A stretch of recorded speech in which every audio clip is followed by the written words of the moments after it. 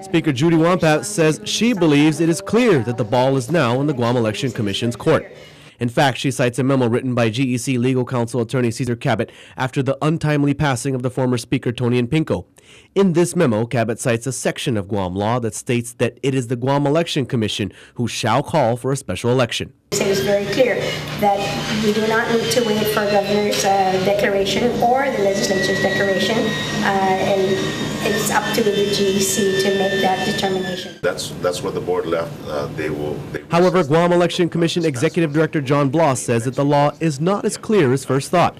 During this week's meeting, Attorney Cabot discussed two Guam laws that are apparently contradicting each other. I believe it's 13103 that actually states that the special election shall be called by a governor's proclamation, and then the following section, 13104, stipulates that the Guam Election Commission shall call for a special election. Once the issue of whose responsibility it is to call the election is all sorted out, the GEC will have to decide whether or not there is enough time before the next election to hold a special election.